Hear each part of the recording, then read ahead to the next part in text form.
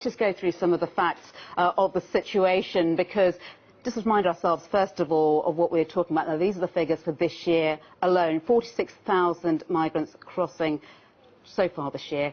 Considerably up on the same figure for the period last year. And of those already, we know there have been 1,750 either missing or dead. So underlying what a serious situation this is, and we saw today the EU asking the UN for support when it came to military action. Is that the right kind of approach? It's been controversial.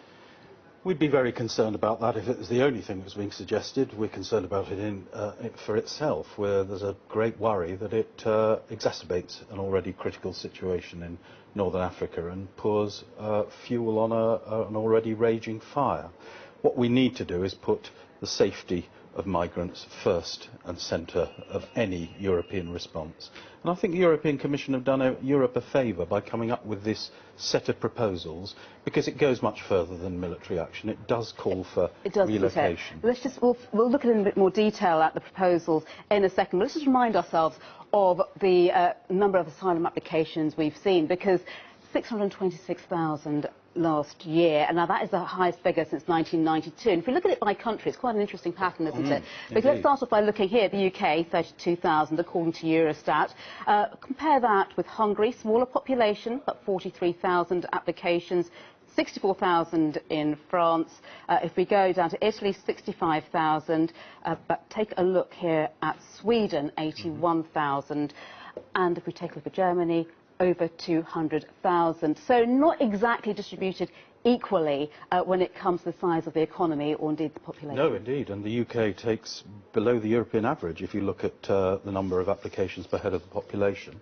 So we have the capacity to do more in the UK, and here's an opportunity opening up for us to play a full part in a coordinated European response. And there has been this talk, hasn't there, in the Times today, of perhaps redistribution and a quota based on the income, the population, unemployment levels in a country, and that, it claims, could mean that we're required to take double the amount of asylum seekers because, relatively speaking, we are a high income and low unemployment country. Yes, that figure is a specious figure, to be honest. The UK can't be forced to take any. We have opted out of Justice and Home Affairs legislation in Europe, and Europe cannot compel the UK to take any numbers at all.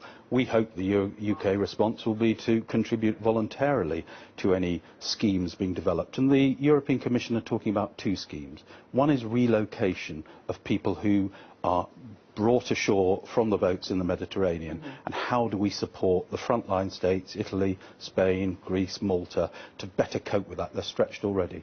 But the second proposal is a much more upstream measure, which is resettlement quotas, to bring people who are at risk directly into the countries of Europe on a fair, allocated basis.